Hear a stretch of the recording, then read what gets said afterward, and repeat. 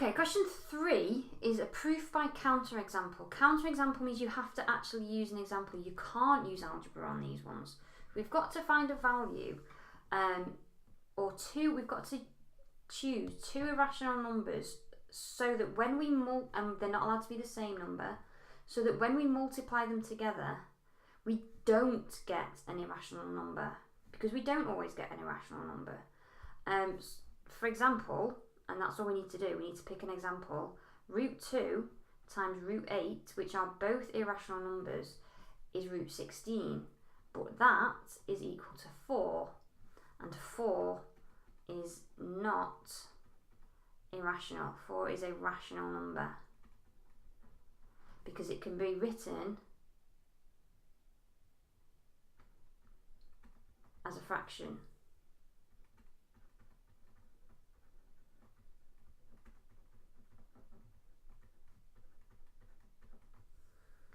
All fractions can be written, all rational numbers can be written as fractions where the top and the bottom, the numerator and the denominator, are whole numbers, and that's what we've got here.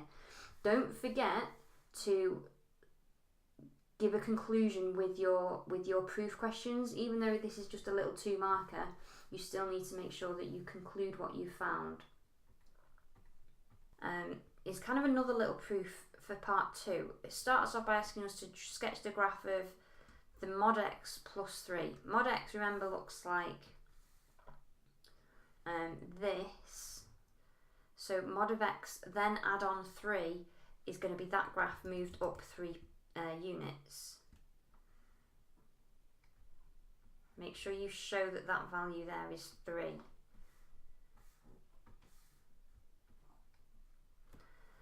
So part 2 then says explain why the mod of x plus 3 is always going to be greater than or equal to all of the mod of x plus 3. The easiest way to show this is actually with another graph. If we sketch the graph of the mod of x plus 3, where it's all modded, I'll do it over here initially. That's going to look, that's going to look like this. It's going to be the x plus 3 graph, which is a gradient of 1 crossing the y-axis at 3. Oops. But then when it starts to go negative, it's going to flick back up. Now, notice this line is the same as from here as this line. So if I draw those two graphs together now, I'm going to have this. Notice this line is parallel to this one, and this line is parallel to this one, so they're never going to meet, and these are the same line, so they're equal to each other. From x equals 0 onwards, the lines are the same, and that's what it wanted us to talk about. We can say that for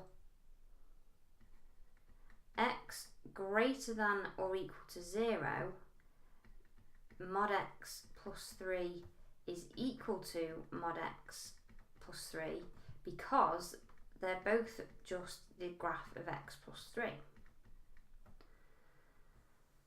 We could mention what's happening between -3 and 0. We could look at what's happening there, but we don't really need to, because we've got the graphical evidence. And all we need to say is that for negative values of x, so for x less than 0, the mod of x plus 3 is always underneath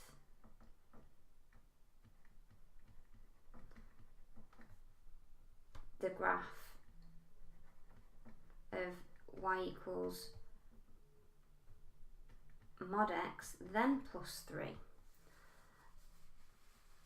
And that's enough. That's all we had to say. So have the graph in front of you, and you can, that kind of speaks for itself.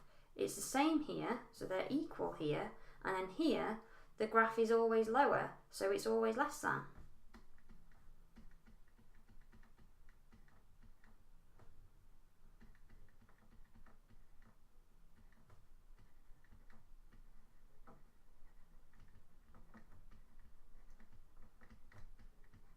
for negative values of x.